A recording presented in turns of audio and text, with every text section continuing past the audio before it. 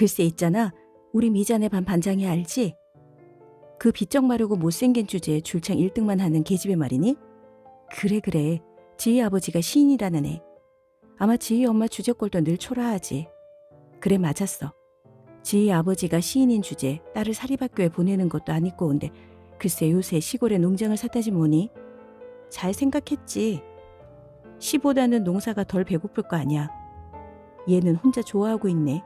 그게 아니고 글쎄 뭐 애들 정서교육을 위해 일요일마다 애들 데리고 가서 농사 흉내를 내는 데라는군. 이를테면 농사 소꿉질을 위해 땅을 샀다지 뭐니. 어머머 꼴이야. 그래 너도 꼴이다 싶지. 제 주제에 시인인 주제에 참 아니꼽게 정서교육 좋아하네. 이들은 누군가의 흉을 보고 있는데 비쩍 마르고 못생긴 주제에 1등만 하는 계집애인 미자네 반 반장과 가난한 시인의 주제에 시골의 농장을 산 미자네 반 반장의 가족을 시샘하고 있는 것이다. 6 여자가 나오는 주말 농장에는 모두 같은 아파트에 살고 애들을 같은 사립학교에 보내고 같은 여대를 나온 동창들이 아침이면 혀와 턱뼈를 맹렬히 움직여 온갖 것을 저작하고픈 욕망에 시달리며 전화로 남을 씹는다. 자기들의 일상을 보고하거나 자랑을 하기도 하고 주말 농장을 핑계로 시골 농촌으로 놀러온 6 여자의 모습과 콩 심은 데 콩 나고 팥 심은 데 팥 나는 땅땡이밖에 없다는 아버지의 유언을 따라 도시에서의 밑바닥 생활과 이딴 좌절을 겪은 후 시골로 내려온 불만 가득한 만드기의 이야기가 나옵니다. 그럼 소설 속으로 들어가 볼게요. 오늘도 맑은 시내와 함께 편안한 시간 되시길 바라요.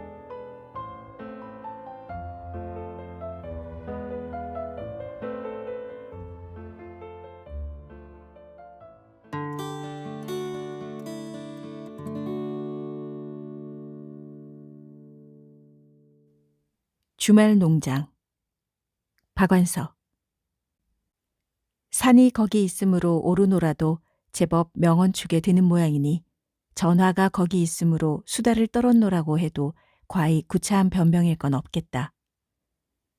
늦잠에서 깨어난 화숙이 날카로운 손톱으로 훅가시 넣은 머리를 극적여 비듬을 털어내고 미용체조 흉내를 내 몇 번 발장구를 치고 나니 슬슬 입 언저리가 근질근질해지며 화장대 위에 야가 빠진 애완동물처럼 몸을 사리고 대령해 있는 상아빛 전화기회로 시선이 고정된다.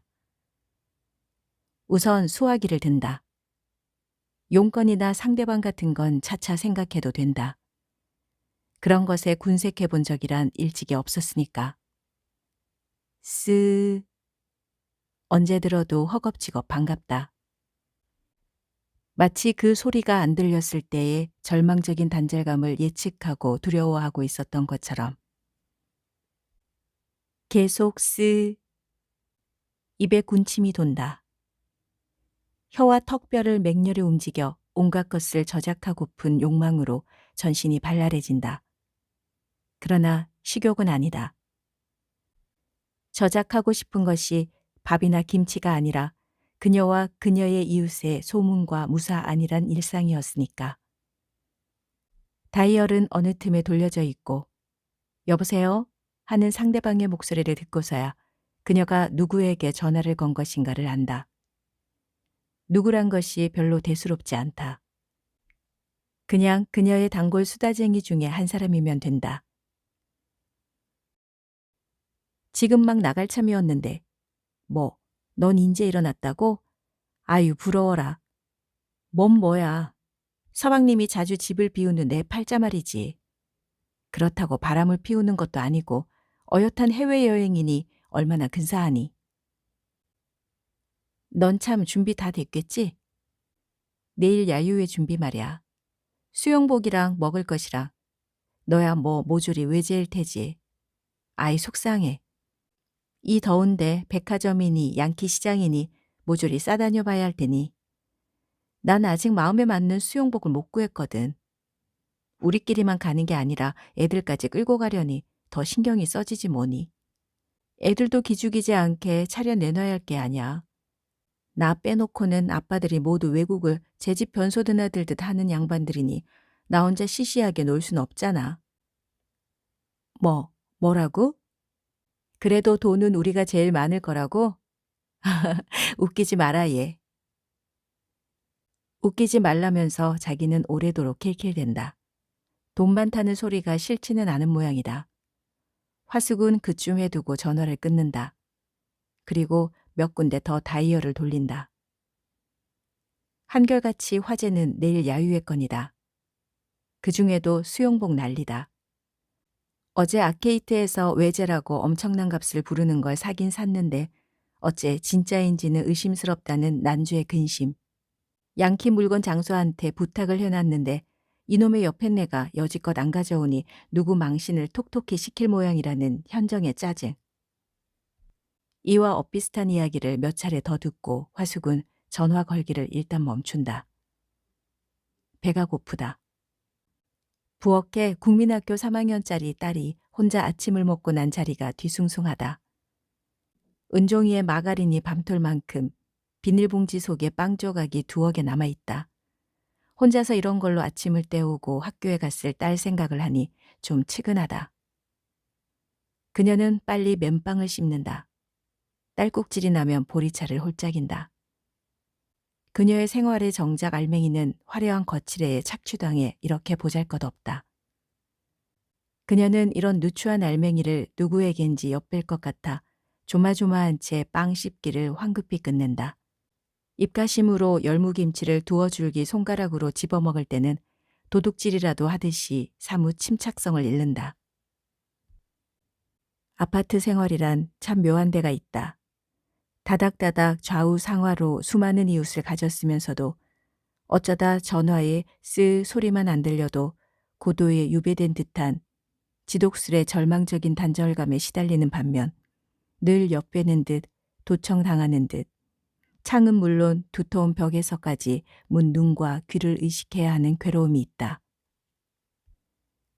그녀는 열무김치 냄새가 완전히 가실 때까지 공들여서 양치질을 하고 나서 비로소 커튼을 젖힌다. 여름날 아침에 아파트 광장은 어지럼증이 나도록 환하다. 그리고 익숙한 풍경이 방금 세수라도 하고 난 것처럼 선명하다. 그녀는 잘 다듬어진 잔디와 군데군데 붉은 맥반석을 던져놓은 듯이 무리져 피어있는 페추니아의 떨기와 건너쪽 상가의 쇼윈도에 진열된 알록달록한 상품과 부동산 소개소와 커튼센터와 또 부동산 소개소와 전화상가 부동산 센터와 이런 것들이 잘 닦은 유리창을 통해 내부를 깡그리 노출한 채 한결같이 놀랍도록 정결한 것을 망연히 굽어본다. 도대체 이런 것들이 퇴락해 가거나 변모해 가는 일이란 좀처럼 없을 것 같다. 그것들은 그렇게 견고하고 완고해 보인다. 페추니아의 꽃무더기조차도. 화숙은 이런 풍경에 느닷없이 진저리가 나며 이유 모를 불안감에 사로잡힌다. 이런 때의 불안감이란 꼭 가려운 것이 분명치 않은 가려움증 같아서 미칠 지경이다. 몸을 비비꼬든가 어깨춤을 으쓱으쓱 추든가 손톱을 질겅질겅 씹든가 할 밖에 없다. 찌르릉 찌르릉. 이번엔 걸려온 전화다. 다시 한번 전화가 그녀를 구원한다. 여보세요로 시작해서 수다는 면면이 계속된다. 혀와 턱뼈의 운동이 활발해짐에 따라 불안감이 스르르 가시고 유쾌해진다. 화제는 역시 내일 야유회 건이다. 입고 갈 옷 걱정, 타고 갈 차는 누구누구 남편의 회사 차랑 관차로 정해진 전말, 그리고 수영복 소동의 진행 상황 등. 그러나 가장 중요한 건 입과 턱의 운동의 쾌감이다. 무엇에 비길까? 그 유혈을. 귀가 먹먹하도록 길고 긴 통화를 끝낸 화숙은 그녀의 내일의 준비물 중에서 가장 자신 있는 것인 수영복을 꺼내 다시 한번 입어본다. 그녀의 남편이 프랑스에서 붙여온 아슬아슬한 곳만 겨우 손바닥만한 천으로 가리게 되어 있고 천끼리의 연결은 황금색 체인으로 하여 천을 극도로 절약한 비키니를 입고 거울에 비춰보니 영락없이 7, 8월의 캘린더에서 쑥 빠져나온 것 같다. 그녀는 만족스럽다. 자기의 수영복 맵시와 자기가 일으킨 수영복 소동이 함께 만족스럽다. 이 더위에 기발한 모양에 게다가 꼭 외국제라야 하는 수영복을 구하려고 산지 사방으로 싸돌아다닐 여팬네들이 마치 그녀의 꼭두각시인 양. 그녀는 이 꼭두각시들을 임의로 조종할 실을 쥐고 있는 조종사인 양 잠옷 의기양양하다. 그러나 알고 보면 수영복 소동은 주말농장 소동에서 비롯된 것이고 주말농장 소동은 전화통에서 전화통을 타고 퍼진 밑도 끝도 없는 소문과 수다에서 비롯되었으니 화숙 역시 그녀의 수다쟁이 친구들과 다름없이 꼭두각시에 지나지 않고 정작 꼭두각시의 조종사는 전화통인지도 모르겠다. 동은 다르지만 같은 아파트에 살고 같은 인근 사립국민학교의 잠옷길이고 또 같은 A여대의 동창인 화숙, 난주, 현정, 효순, 성희, 혜라는 이런저런 인연으로 자주 만나다 보니 못 만나는 날은 입도 궁금하고 혹시 자기만 외톨이가 된 게 아닌가 불안스럽기도 해 어느 틈에 전화통 단골 수다꾼 사이가 되었다. 누구는 어쩌고 누구는 저쩌고 이러쿵저러쿵 소문은 소문을 낳고 때로는 소문이 날까봐 때로는 소문이 나기 위해 그녀들은 그녀들의 생활의 알매기를 뽑아다가 열심히 외화치레를 해서 둥실 에두벌린처럼 띄었다. 둥실 남보다 높이, 남보다 화사하게 그녀들의 생활이 온통 둥실 오색 풍선처럼 떠올랐다. 크게 부푼 풍선일수록 내부에 허한 공간이 많고 겉꺼풀조차 위태로운 것은 아랑곳 없이 이 허풍선 노름은 계속되었다. 그녀들은 또 그녀들의 패거리가 아닌 제3자의 소문을 그녀들의 전화 소식통으로 끌어들여 갈기갈기 지씹어 놓기를 즐겼다. 글쎄 있잖아 우리 미자네 반 반장이 알지? 그 비쩍 마르고 못생긴 주제에 줄창 1등만 하는 계집애 말이니? 그래 지희 아버지가 시인이라는 애. 아마 지희 엄마 주제꼴도 늘 초라하지. 그래 맞았어. 지희 아버지가 시인인 주제에 딸을 사립학교에 보내는 것도 아니꼬운데 글쎄 요새 시골에 농장을 샀다지 뭐니. 잘 생각했지. 시보다는 농사가 덜 배고플 게 아냐. 얘는 혼자 좋아하고 있네. 그게 아니고 글쎄 뭐 애들 정서교육을 위해 일요일마다 애들 데리고 가서 농사 흉내를 내는 데라는군. 이를테면 농사 속곱질을 위해 땅을 샀다지 뭐니. 어머머 꼴이야. 그래 너도 꼴이다 싶지. 제 주제에 시인인 주제에 칫 안 이꼽게 정서교육 좋아하네. 그녀들은 붕괴를 하고 또 한다. 정서교육을 위해 피아노나 바이올린을 사고 아틀리에에 보내는 것과는 사뭇 단수가 다르다. 농장이라니 뭐 주말 농장이라던가. 며칠 뒤. 너 저번에 그 소리 왜 있잖아 주말 농장인지 뭔지. 난 뭐 대단한 건 줄 알았더니 웃기더라 웃겨. 글쎄 50평짜리라지 뭐니? 설마. 정말이야. 시인이니 소설가니 하는 가난뱅이들이 싸구려 땅을 사서 100평, 50평씩 나눠가지고 기분을 내는 모양이야. 애게게? 그걸 가지고 거창하게 뭐 농장? 웃기네 웃겨. 아마 그런 족속은 그런 족속대로의 허영이 있는 모양이지. 그야 말재주로 밥 벌어먹는 양반님들이 말이 모자라 이름 못 붙이겠어? 주말 농장, 하여튼 장명치곤 걸작이야. 빛 좋은 개살구격으로 말이 좋아 농장이지 평수가 고작 50평이라니 계속 시인을 경멸할 수 있어서 우선 안심은 되었으나 그래도 시인인 주제에 제 집 외에 농장이라 이름 붙인 것을 그것도 수익을 전혀 고려하지 않고 아이들의 정서 교육만을 위한 것을 따로 가졌다는 데 대해 화숙이네들은 계속 분노하고 있었다. 시인인 주제에 시인인 주제에. 그러던 어느 날 전화통을 통해 썩 놀라운 소식이 전해졌다. 시인이 농장을 가진 사실을 맨 처음 알아냈던 현정이 식모를 데리러 청평 못 미쳐 먼 친척들이 살고 있는 시골에를 다녀왔는데 식모는 고만 한 발 늦어 못 데리고 왔지만 그 마을이 썩 마음에 들더란다. 울창한 산이 평야로 흘러내리며 두 갈래로 갈라지는 사이에 낀 부채꼴 모양의 고장인데 수목이 울창한 산이 마을을 병풍처럼 에워싼 경치도 좋거니와 산에서 흘러내린 계곡물이 풍부하고 차고 맑기가 가히 무주 구천동에 견줄만 하다는 것이었다. 이런 곳이 서울 사람에게 버려진 채 거기에서 지척인 청평엔 그렇게 놀이꾼이 들끓으니 그야말로 등잔 밑이 어둡다고 현정은 개탄했다. 그러나 그것뿐이면 과히 대수로울 게 없었다. 자기만 가본 곳에 대해 그쯤 허풍은 누구나 떠는 법이니까. 현정의 수다는 더 계속됐다. 형편이 어려워 딸을 식모로 내놓을 밖에 없는 집에서 밭도 싼 값으로 내놓았는데 3,000평에 150만 원만 주면 팔겠다면서 이 동네에는 벌써 서울 사람이 잡아놓은 땅이 적지 않다고. 울타리 쳐놓은 땅은 다 서울 사람 거라고 하더란다. 현정이가 실제로 보기에도 철망이나 묘명으로 울타리 쳐놓은 땅이 눈에 띄고 취미농장이니 일요농장이니 하는 간판까지 붙어 있더라는 것이었다. 어때? 우리도 주말 농장 해보지 않겠어? 너희들이 몰라서 그렇지 아마 요새 그런 농사놀이가 유행인가 보더라. 3,000평이라야 우리 6이 나누면 500평밖에 더 돼. 돈도 단돈 50만 원이고 조금 더 들여서 오두막집이라도 하나 세우면 얼마나 멋지겠니. 아이들 데리고 한여름 나며 농사놀이도 물놀이도 실컷 할 수 있고. 주말 농장에다 별장까지.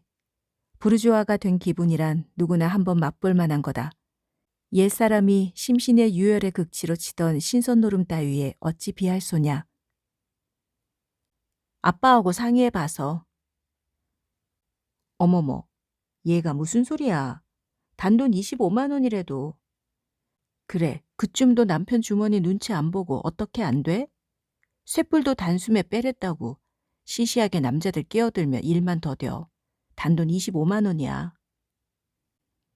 전화통을 돌고 돌며 단돈 하고 얕잡히는 사이에 25만 원이란 액수는 커피 한 잔 값쯤으로 영락하고 만다. 25만 원 위에 단돈을 붙여서 부를 때의 통쾌감. 부르주아가 된 기분이란 이래서 좋은 거다.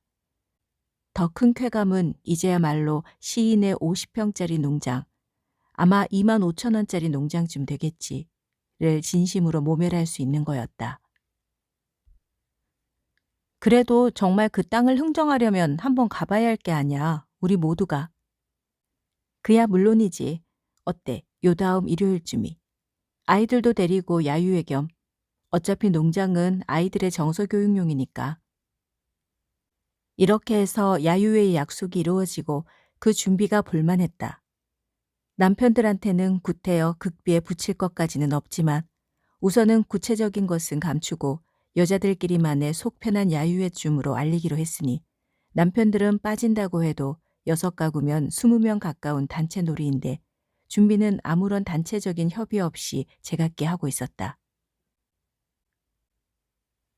남편이 자주 외국을 드나드는 게 자랑인 효수는 외제 등산기구를 총동원해 야외 취사 준비를 하는가 하면 아이들의 귀족적인 까다로운 식성이 자랑인 난주는 복숭아의 참외가 한창인 철인데도 바나나니 미제 깡통 주스, 미제 초콜릿을 사 모으기에 바빴고 짭짤한 고급품 세간살이를 가진 현정은 보온병에 퍼컬레이터에 샐러드 세트까지 양 자파상에서 사 모아 쓰지 않고 넣어둔 찬장 세간살이들을 총동원해 하려 들었고 생김새가 화려하고 멋쟁이인 성인은 명동에 나가 자기 옷을 맞추랴 아이들 옷을 사랴 주말 농장 100평값도 넘는 돈을 아낌없이 날렸다.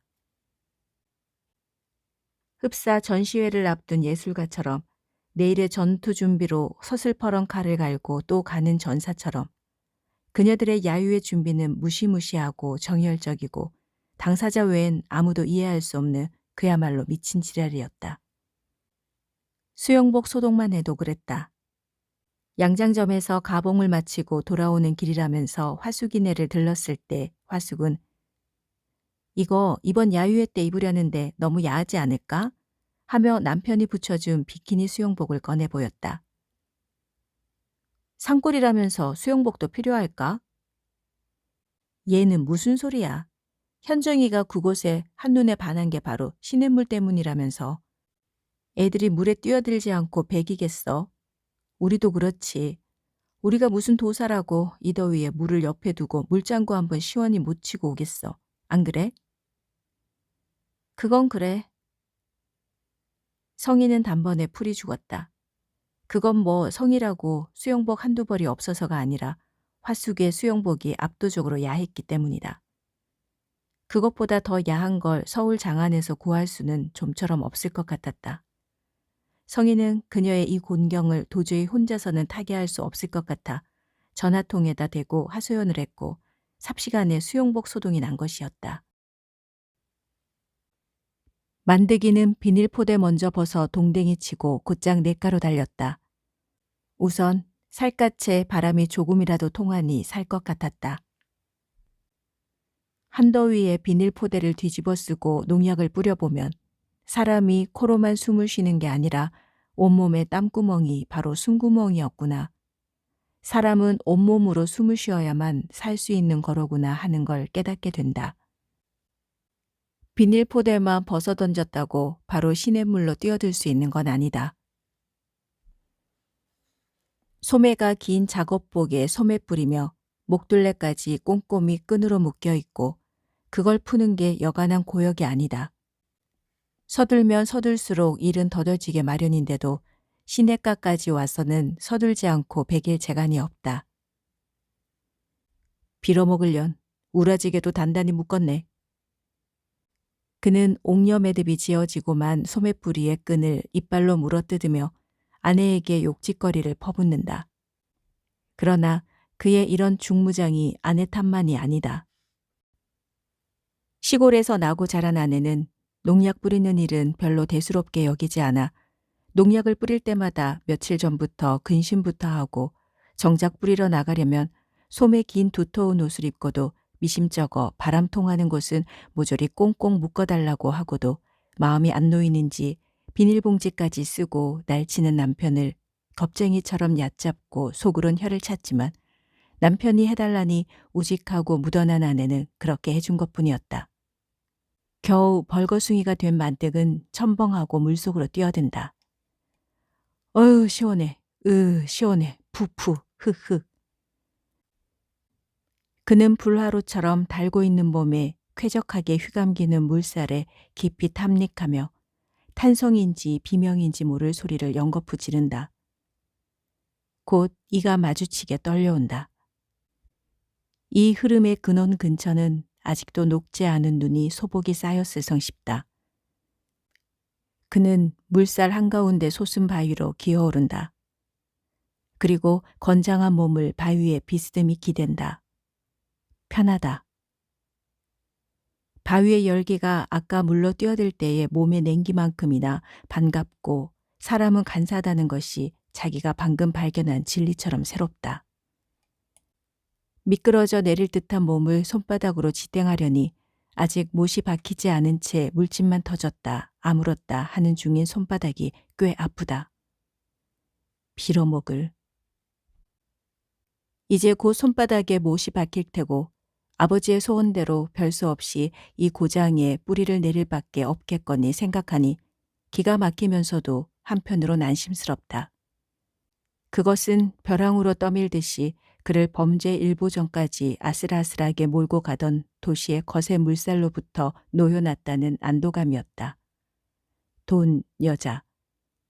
이런 도시의 신기루를 쫓다 보면 그는 늘 벼랑 끝에 서 있었다. 도시는 텃세가 심해 촌놈에게 그런 걸 조금도 나누어 주려 들지 않을 뿐더러 섣불리 그런 걸 쫓는 자를 악랄하게 골탕 먹이기 일쑤였다. 겨우 임종의 자리에 대올 수 있었던 만득에게 유언삼아 아버지가 남긴 말. 이놈아, 이제 허파에 바람일랑 쭉 빼고 정신 좀 차려. 이 세상에 믿을 거라곤 콩 심은 데 콩 나고 팥 심은 데 팥 나는 땅땡이밖에 없어.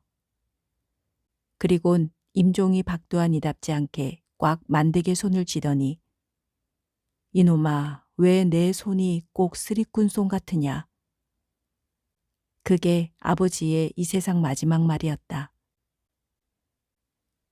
아버지는 언젠가 서울에 볼 일이 있어 갔다가 청량리에서 버스를 탔는데 손이 꼭 계집애 같은 젊은 애들이 서넛 짐을 들어다 준다. 가진 아양을 다 떨어 얼이 빠졌다가 정신 차리고 보니 젊은 애들도 돈 지갑도 없더란다. 그때 얼마나 원통했던지 두고두고 내과리고 누가 서울만 간다면 쫓아가서 귀찮도록 누누이 쓰리꾼에 인상착이며 요술 부리던 손모습을 일러주더니 이 세상 마지막 소리도 그 소리였다.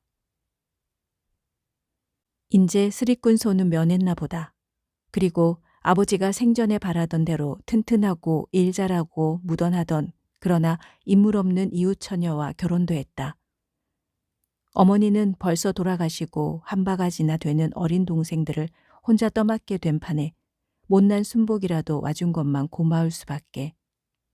콩 심은 데 콩 나고 팥 심은 데 팥 나는 정직한 땅이 논이 열맞이기에 돌 사닥다리 같은 밭이 남아 천여평. 이만하면 논이 귀한 이 동네에선 부자축에 든다. 콩 심은 데 콩 나고 팥 심은 데 팥 나고 만득은 제멋대로 구성진 곡조까지 붙여서 불러본다. 이제 겨우 피와 벼를 구분해 뽑아낼 줄 알 만큼 익힌 농사가 대견하달까, 한심하달까. 그리고 툭하면 뱃속에서 용트림을 하며 치밀던 우라통이 잠잠해진 걸 보면 별 수 없이 땅의 정직, 손의 근면에 길들여지고 있는 셈인가. 에그머니 망측해라. 어서 옷 입으세요. 어느 틈에 아내가 러닝셔츠와 반바지를 가지고 와서 벌거벗고 바위에 번듯이 누운 만득을 보고 질겁을 하며 돌아서더니 벗어던진 작업복을 챙긴다. 그러나 만득은 꼼짝도 안 한다. 그는 이 미련하고 추한 여자의 수치심이 아니 꼽기 그지없다. 누가 봐요, 어서요. 아내는 다시 재촉을 한다. 너 말고 누가 보니? 넌 내 계집이고. 만득은 나직이 씹어뱉는다. 그는 한 동네에서 스스럼 없이 같이 자라면서 짓궂은 총각으로 못난 계집을 다루던 식으로 지금도 아내에게 대한다. 물론 처녀 총각대 같은 신선함은 이제 없고 악랄함만이 승하다. 요 아래 서울 여자들이 한때 놀이를 와 있단 말이에요. 산모퉁이에 가려서 안 보이지만 바로 요 아래인걸요. 애들까지 데리고 온 걸 보면 갈보는 아닌 것 같은데 글쎄 뭐다 벌거벗고 논다우. 쌍년들, 좀 더 가면 청편 유원지가 있는데 뭘 찾아 먹으러 이 골짜구니까지 기어들었담. 글쎄 말이에요. 어서 옷이나 입어요. 왜 이 지랄이야? 그년들 벌거벗은 것하고 나 벌거벗은 게 무슨 상관이야. 어서 꺼져. 썩 꺼지지 못해? 도시에서의 밑바닥 생활과 이딴 좌절. 귀향 후에 땅과의 서투르고 고된 투쟁으로 거칠어질 대로 거친 말씨에 아내는 익숙해 있어 언짢은 기색은 조금도 없다. 곧 들어와요. 점심 차려놨으니까. 아내가 사라진 후에야 그는 투덜대며 옷을 입는다. 쌍년들 같으니라고, 쌍년들 같으니라고. 서울 여자들이 이 고장까지 들어와 판을 친다는 게 불쾌하다 못해 공포롭기까지 하다. 어쩌면 그가 두려워하고 화를 내는 것은 벌거벗은 도시 여자들이 아니라 그의 내부에 아직도 청산되지 않은 채 도사리고 있는 도시의 미련을 의식하는 일이었는지도 모른다. 아내의 빨래 솜씨, 다림질 솜씨만큼은 나무랄 데 없이 깔끔하다.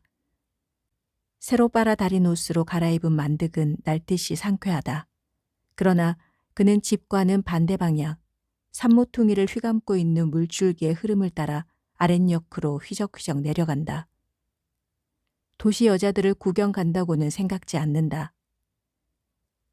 풀내 두엄내와는 이질적인 구수하고 세련된 향기가 풍겨오고 만득은 다만 그 향기 나는 고장으로 이끌리고 있었다. 이게 무슨 냄새더라. 생각날 듯 날 듯 하면서도 안 나는 채로 그것은 그리운 향기였다.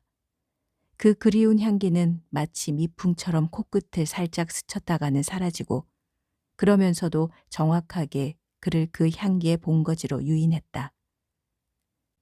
물놀이하는 아이들의 희희낙낙한 웃음소리가 들린다. 그리고 평평한 둔덕에 아내 말짝으로 벌거벗다시피 한 여자들이 갖가지 요염한 자세로 식후의 한때를 즐기고 있다. 한켠엔 미처 정돈되지 않은 잡동사니들이 꼭 양자파상과 양품장과 식료품상을 한꺼번에 뒤엎어 놓은 듯이 널려 있고, 한가운데 푸른불이 넘실대는 버너에선 퍼컬레이터가 증기를 뿜으며 보글대고 있었다. 그를 유인한 건 바로 퍼컬레이터에서 원두커피가 알맞게 끓여졌을 때에 그 그지없는 부드럽고도 감칠맛 있는 구수한 향기였던 것이다. 만득은 갑자기 그의 가슴 깊은 골짜구니가 심하게 쓰라려움을 느낀다.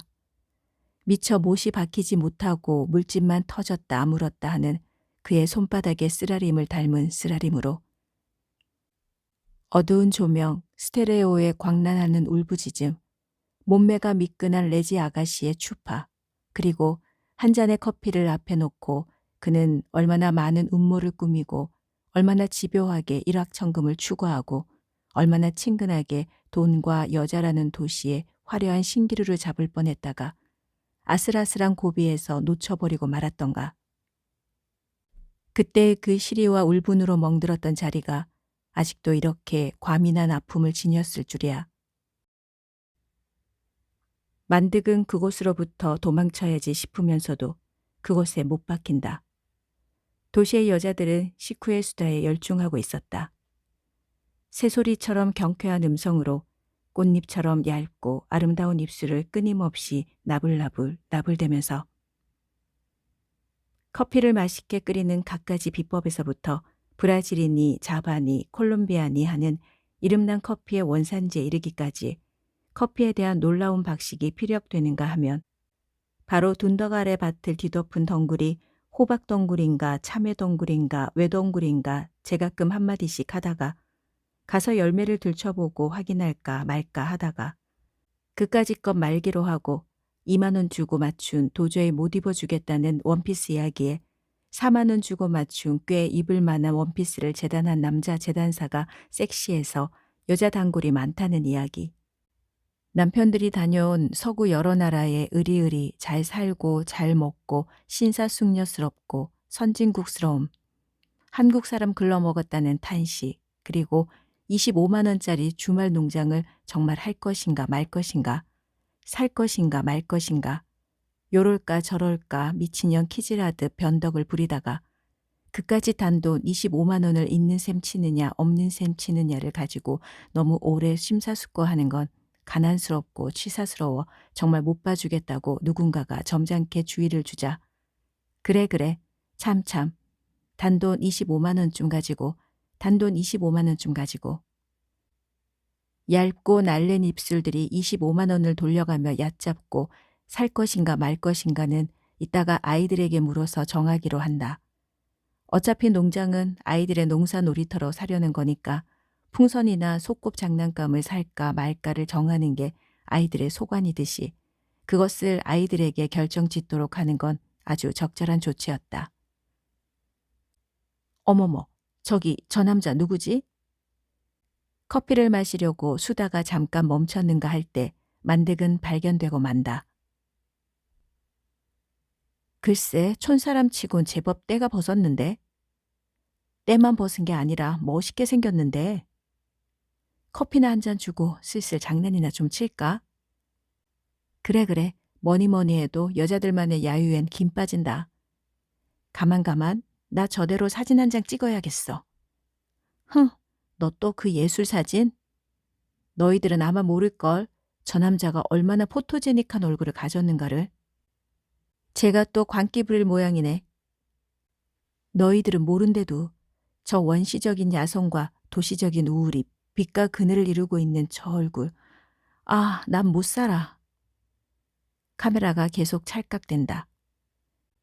얘 안 되겠다. 제가 요새 몇 달째 독서 공방이더니 생각이 좀 다른 게 아니야? 어떠니 내버려둬. 제 남편이라고 정조대차고 외유하진 않을 테니. 아닌 게 아니라 저 남자 쓸만한데 한마디로 섹시해. 섹시하다는 말에 하도 노골적인 악센트를 주는 바람에 여자들이 한꺼번에 까르르 웃어젖힌다. 까르르 하는 웃음은 짓눌리는 듯한 간지럼을 타는 듯한 키득거림으로 변하고 서로서로의 음탕함을 빠르게 촉발하는 음향 효과를 낸다. 일단 촉발된 음탕함은 각자의 피부 위에서 파렴치하게 번들대며 분위기를 즐겁고 끈끈하게 한다. 만득은 이 여자들, 그가 그렇게도 갈망했을 뿐 한 번도 실제로 잡아보지 못했던, 끝내 화려한 신기루에 불과했던 이 도시 여자들에게 복수와도 같은 광포한 욕망을 느낀다. 긴 목에서 풍만한 가슴으로 흐르는 요요만 선, 건강하고도 나긋한 다리, 끊임없는 요설로 나불대는 선정적인 입술, 이 아름다운 허위를 능욕하고 또 할 수만 있다면 이 여자들은 사랑의 행위에 있어서도 얼마나 능숙하고 기교적일 것인가. 적어도 콩 심은 데 콩나고 팥 심은 데 팥나는 땅덩이처럼 미련하고 정직하게밖에 반응할 줄 모르는 아내와는 다르리라. 상상만으로 그의 남자다움이 사납게 전율한다. 그러나 그는 그가 취해야 할 행동에 있어선 수총각처럼 전혀 속수무책인 채로 그를 이 공경에서 구해준 건 그의 아내였다. 점심을 차려놓고 남편을 기다리다 못해 마중 나온 아내의 뒤를 따르며 그는 다시 한번 까르르 자지러진 웃음소리를 듣는다. 그는 등허리가 화끈해지며 죽고 싶도록 참담해진다. 마치 무자비한 윤간을 당한 처녀같이 오래도록 계속되는 자자한 웃음소리, 웃음소리. 잔인하고 오만하고 사치스럽고 음탕한 도시의 웃음소리. 그는 아내를 앞질러 도망치듯이 앞으로 곤두박질을 친다. 숲의 어둠이 짙어질수록 풋풋한 풀레움도 짙어진다. 그러나 아직도 숲에 짙게 배어있는 커피의 여향을 희석하지는 못한다. 적어도 만드기에게만은 그렇다. 그도 그럴 것이 그는 어느 틈에 낮 동안 도시 여자들의 놀이터였던 냇가 둔덕에 와 있다. 깡통, 유리병, 은종이, 바나나 껍질 등 번들대는 도시의 파편만을 남겨놓고 도시 여자들은 이미 거기 없다. 만득은 발끝에 차이는 깡통 나부랭이를 힘껏 냇물로 걷어찬다. 첨벙하고는 이내 단조로운 시냇물 소리만 남는다. 깊고 깊은 절망감에 엉엉 울고 싶다. 그는 앞으로 맞아야 할 지겹도록 수많은 날을 콩 심은 데 콩 나고 팥 심은 데 팥 나는 땅의 요지부동한 우직과 대결해야 할 일이 도저히 못 참아낼 끔찍한 일로 여겨져 두려운 것이다. 여기 계셨군요. 아내다. 이 미련한 여자는 남편 뒤를 졸졸 따라다니는 게 신혼 시절의 아내의 에티켓인 줄 알고 있다. 아내는 남편 옆에 가까이 앉는다. 당신 화났죠? 나도 알아요. 낮에 그 환양령 같은 서울 여자들 때문에죠? 그래, 그러니 어쩌겠다는 거냐. 못난 게 그래도 치마 두른 계집티는 내느라고. 제깟 것들이 서울서 왔으면 다한가. 남의 사내를 함부로 넘보고. 아무튼 여염집 여자는 아냐. 놀아본 것들이지. 흥여염집 여자? 너 같은 시골뜨기나 좋아할 낡아 빠진 딱지로구나. 여보, 인제 그깟 년들 일이랑 잊어버려요. 좋은 생각만 해요. 응, 여보? 우리도 인제 운수가 트이려나 봐요. 안 그래요? 이번에 돼지 새끼만 해도 한 배에 10마리나 낳는 일이 어디 그리 흔한 줄 알아요? 그것들만 고스란히 길러봐요. 큰돈 되지. 안 그래요? 이 미련한 거사 돼지도 먹어야 살아. 당신은 아마 10마리를 다 기르는 건 어림도 없다고 생각하죠. 먹이 때문에. 어느 돼지라니 그것들 무지무지하게 먹는 걸 누가 모를까 봐요. 그렇지만 염려 말아요.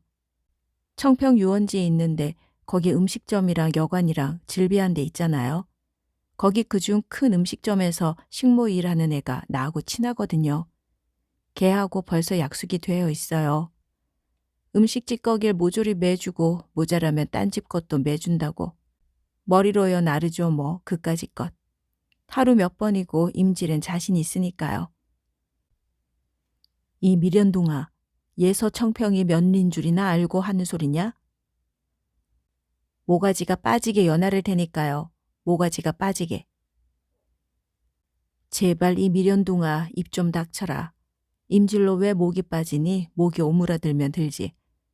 가뜩이나 밭은 내 몫은 아마 없어지고 말 거다. 아주. 그리고 당신 우리 밭이 돌 사닥다리 몹쓸 밭이라고 투정이지만 그 밭에 돌만 없어 봐요. 얼마나 좋은 밭인가. 내 그의 돌을 없애고 말 거예요. 매일 몇 광주리씩 여다가 냇물에 쳐넣어 버릴래요.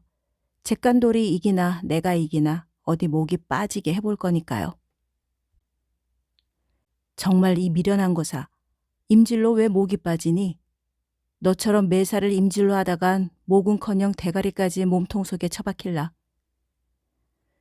내 꼭 좋은 밭 만들어 놓을 테니까 여보, 올겨울엔 우리도 그 하우스인가 뭔가 좀 해봐요. 겨울이라고 놀 거 뭐 있어요. 비닐로 사고 할 돈은 나도 좀 있다니까요. 봄내 여름내 내가 한시 반시 논 줄 알아요.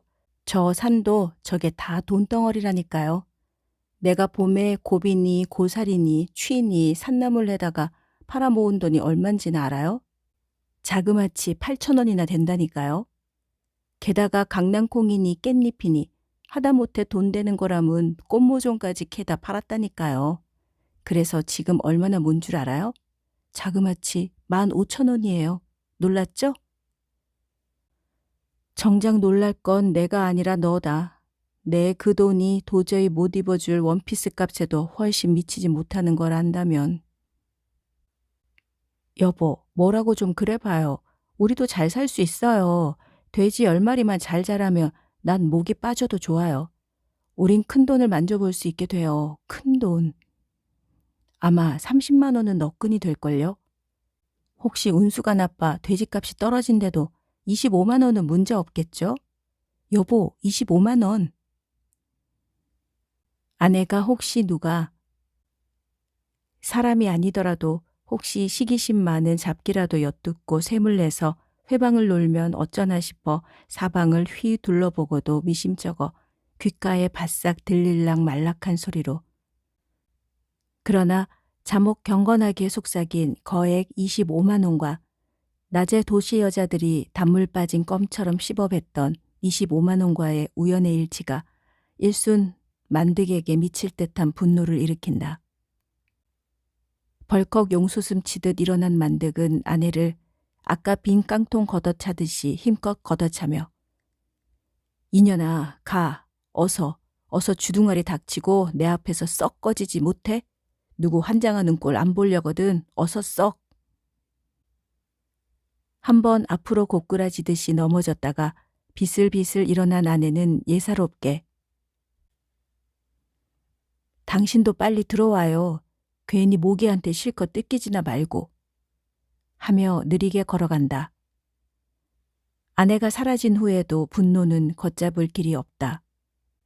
아내와 도시 여자와 자기와를 한꺼번에 산산이 유린하고 또 유린내 박살내고 싶다. 아, 그럴 수만 있다면. 그래, 참 그럴 수도 있겠군. 아내의 15,000원과 25만 원을 훔치는 거다. 그래서 도시의 활락과 도시의 여자를 사고 사기치고 하는 거다. 떡심 같은 아내는 또 돈을 모으겠지. 그럼 아마 나는 또 훔치겠지. 훔쳐다가 도시에다 거는 거다. 아내는 팥을 심어 팥을 거두고 콩을 심어 콩을 거두고 임질로 밥찌개를 나르고 돌멩이를 나르고 돈을 벌고 또 벌고 나는 훔치고 또 훔치는 거다. 그래서 도시에다 걸고 또 거는 거다. 얼마나 오랜만에 꿈꿔보는 음모인가. 얼마나 통쾌한 범죄의 예감인가. 독한 술이 내장에 스미듯 그는 빠르게 즐거워진다. 정직과 근면, 그건 아버지의 죽음으로 어쩔 수 없이 걸쳤던 상복 같은 거였나 보다. 남의 이목을 의식한 위선이요. 동시에 자기 기만인 상복. 대체 나에겐 상복이란 게 얼마나 거북살스럽고도 어릿광대스러운 것이었을까. 마치 채 정도 들지 않은 시부모의 상을 입고 고운 옷에 연연하는 철부지 세댁같이 나는 이렇게 되길 바랐던 거야. 상복으로부터 자유로워지려는 지금 나는 얼마나 유쾌한가. 유쾌한 김에 만득은 쓱 폼을 잡아본다.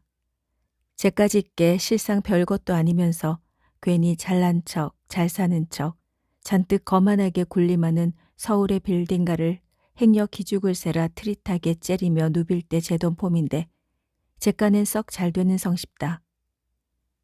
마치 뱃속부터 익힌 베넷버릇같이 자연스럽다. 그런 폼을 잡고 나니 불현듯 가해와 폭력의 욕망이 근질근질 솟구침을 느낀다. 도시의 그 반드르르하고 요사스런 상판떼기를 갈기갈기 찢어놓고픈 철석 같은 안위를 우당탕탕 교란하고픈 실컷 유린하고픈 그리고 그게 썩 자신이 있다. 실상 만득에게 이런 욕망의 경험은 처음이 아니다.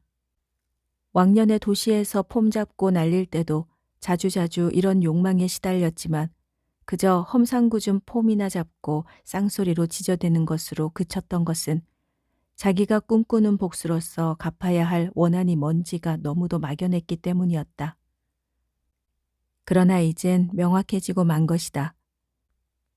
아내가 목이 빠지게 목숨 걸고 하는 무시무시한 농사질 옆에서 도시의 여자들이 벌일 아기자기한 농사 속꼽질의 그 나불나불 까르르 까르르에 대한 복수인 것이다. 그들이 그렇게 아무것도 모른다는 것, 그 가공할 천진난만에 대한 복수인 것이다. 그는 점점 더 유쾌해진다.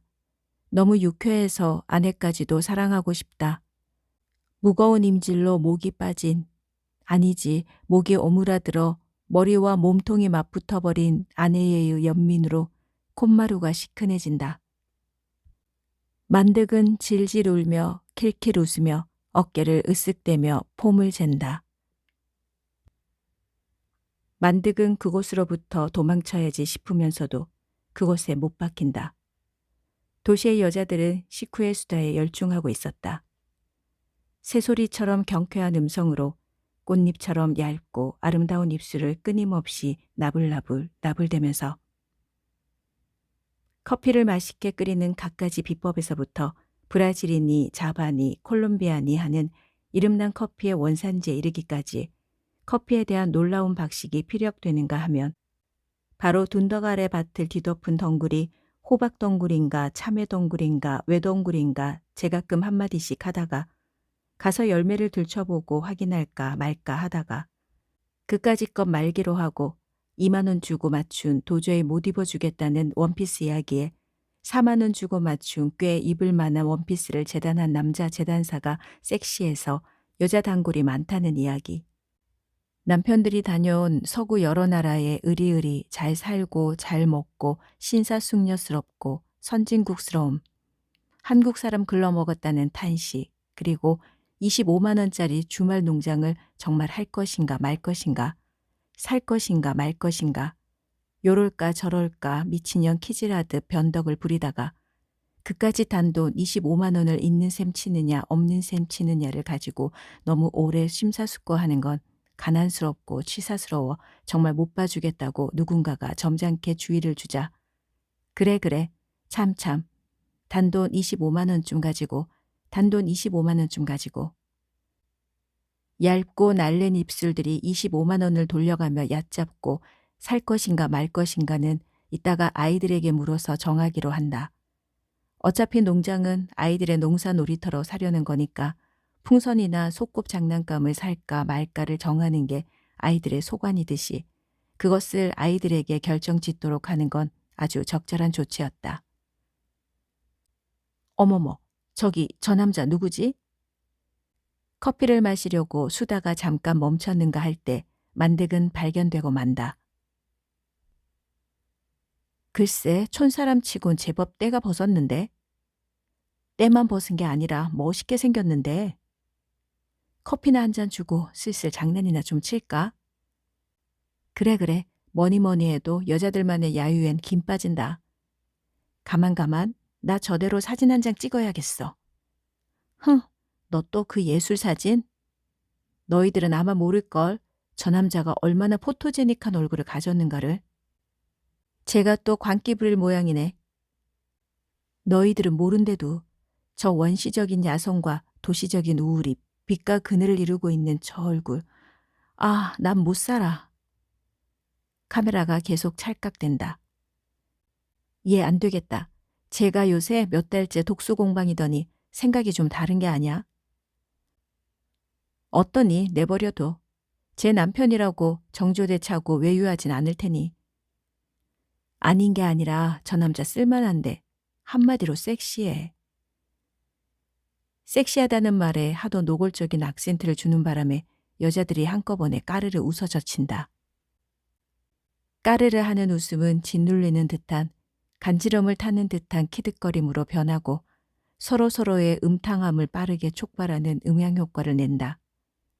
일단 촉발된 음탕함은 각자의 피부 위에서 파렴치하게 번들대며 분위기를 즐겁고 끈끈하게 한다.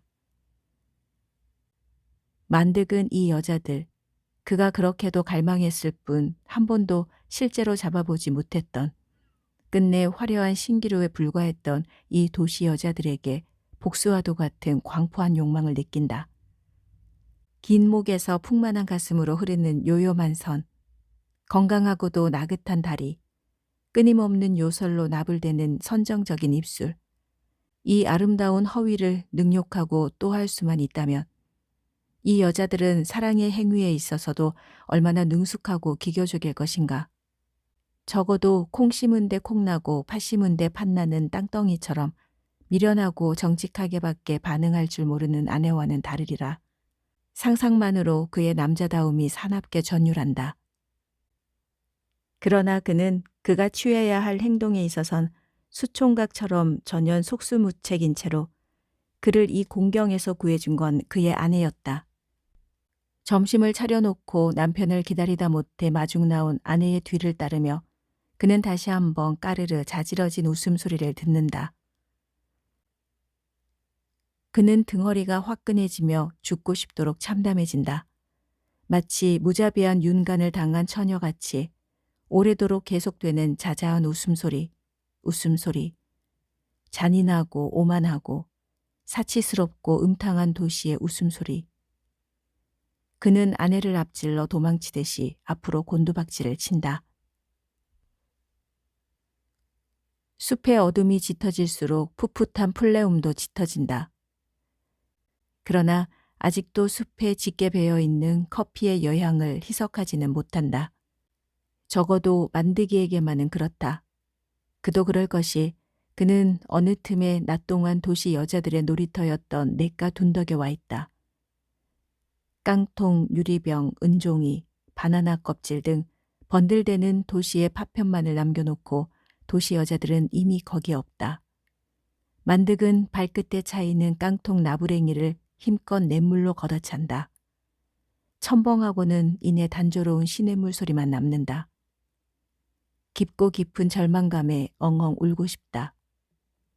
그는 앞으로 맞아야 할 지겹도록 수많은 날을 콩 심은 데 콩 나고 팥 심은 데 팥 나는 땅의 요지부동한 우직과 대결해야 할 일이 도저히 못 참아낼 끔찍한 일로 여겨져 두려운 것이다.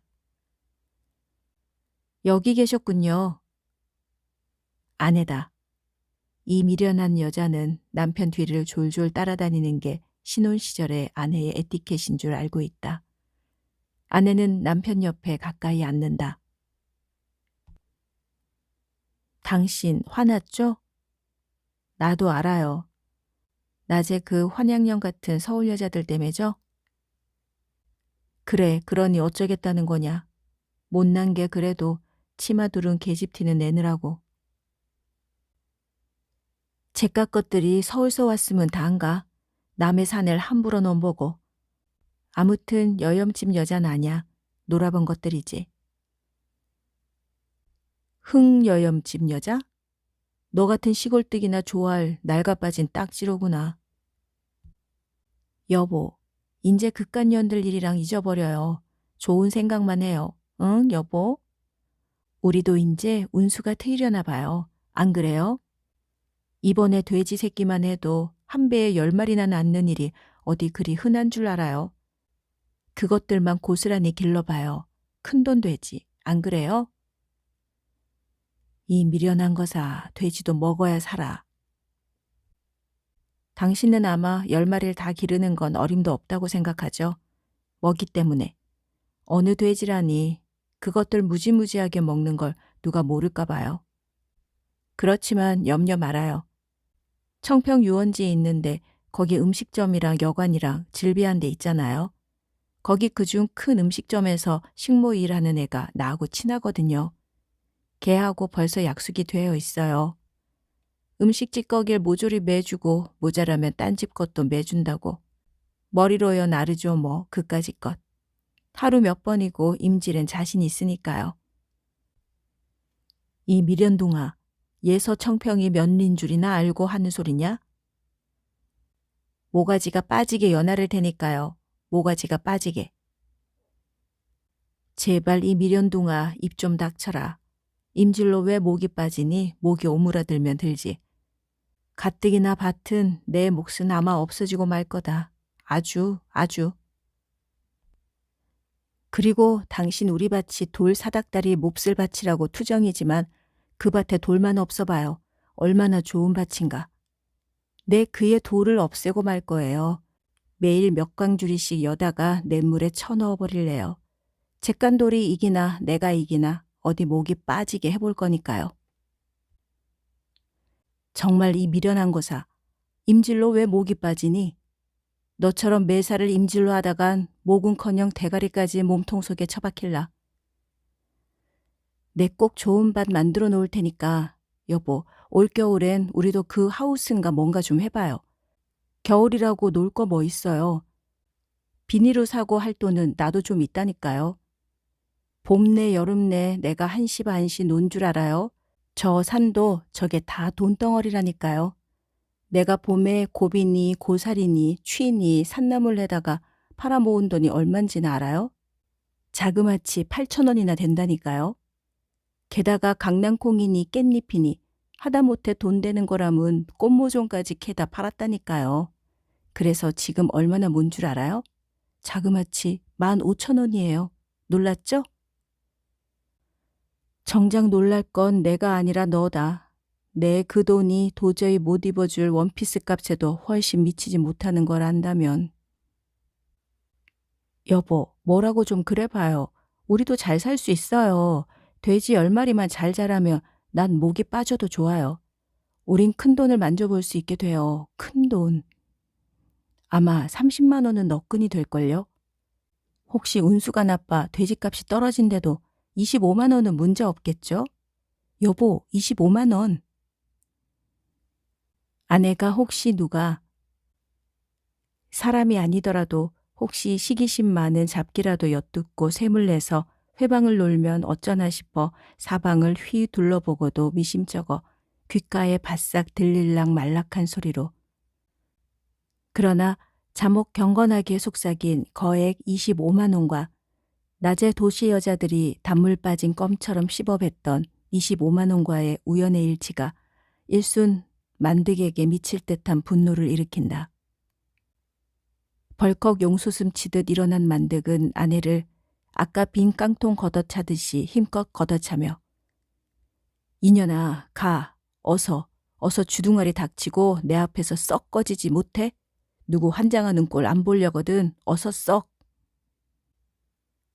한번 앞으로 고꾸라지듯이 넘어졌다가 비슬비슬 일어난 아내는 예사롭게 당신도 빨리 들어와요. 괜히 모기한테 실컷 뜯기지나 말고 하며 느리게 걸어간다. 아내가 사라진 후에도 분노는 걷잡을 길이 없다. 아내와 도시 여자와 자기와를 한꺼번에 산산이 유린하고 또 유린내 박살내고 싶다. 아, 그럴 수만 있다면. 그래, 참 그럴 수도 있겠군. 아내의 15,000원과 25만 원을 훔치는 거다. 그래서 도시의 활락과 도시의 여자를 사고 사기치고 하는 거다. 떡심 같은 아내는 또 돈을 모으겠지. 그럼 아마 나는 또 훔치겠지. 훔쳐다가 도시에다 거는 거다. 아내는 팥을 심어 팥을 거두고 콩을 심어 콩을 거두고 임질로 밥찌개를 나르고 돌멩이를 나르고 돈을 벌고 또 벌고 나는 훔치고 또 훔치는 거다. 그래서 도시에다 걸고 또 거는 거다. 얼마나 오랜만에 꿈꿔보는 음모인가. 얼마나 통쾌한 범죄의 예감인가. 독한 술이 내장에 스미듯 그는 빠르게 즐거워진다. 정직과 근면, 그건 아버지의 죽음으로 어쩔 수 없이 걸쳤던 상복 같은 거였나 보다. 남의 이목을 의식한 위선이요, 동시에 자기 기만인 상복. 대체 나에겐 상복이란 게 얼마나 거북살스럽고도 어릿광대스러운 것이었을까. 마치 채 정도 들지 않은 시부모의 상을 입고 고운 옷에 연연하는 철부지 세댁같이 나는 이렇게 되길 바랐던 거야. 상복으로부터 자유로워지려는 지금 나는 얼마나 유쾌한가. 유쾌한 김에 만득은 쓱 폼을 잡아본다. 쟤까지 게 실상 별것도 아니면서 괜히 잘난 척, 잘 사는 척, 잔뜩 거만하게 군림하는 서울의 빌딩가를 행여 기죽을세라 트릿하게 째리며 누빌 때 재던 폼인데 쟤까는 썩 잘 되는 성쉽다. 마치 뱃속부터 익힌 베넷버릇같이 자연스럽다. 그런 폼을 잡고 나니 불현듯 가해와 폭력의 욕망이 근질근질 솟구침을 느낀다. 도시의 그 반드르르하고 요사스런 상판떼기를 갈기갈기 찢어놓고픈 철석 같은 안위를 우당탕탕 교란하고픈 실컷 유린하고픈 그리고 그게 썩 자신이 있다. 실상 만득에게 이런 욕망의 경험은 처음이 아니다. 왕년에 도시에서 폼 잡고 날릴 때도 자주자주 이런 욕망에 시달렸지만 그저 험상궂은 폼이나 잡고 쌍소리로 지저대는 것으로 그쳤던 것은 자기가 꿈꾸는 복수로서 갚아야 할 원한이 뭔지가 너무도 막연했기 때문이었다. 그러나 이젠 명확해지고 만 것이다. 아내가 목이 빠지게 목숨 걸고 하는 무시무시한 농사질 옆에서 도시의 여자들이 벌일 아기자기한 농사 속곱질의 그 나불나불 까르르 까르르에 대한 복수인 것이다. 그들이 그렇게 아무것도 모른다는 것, 그 가공할 천진난만에 대한 복수인 것이다. 그는 점점 더 유쾌해진다. 너무 유쾌해서 아내까지도 사랑하고 싶다. 무거운 임질로 목이 빠진, 아니지 목이 오므라들어 머리와 몸통이 맞붙어버린 아내의 연민으로 콧마루가 시큰해진다. 만득은 질질 울며 킬킬 웃으며 어깨를 으쓱대며 폼을 잰다.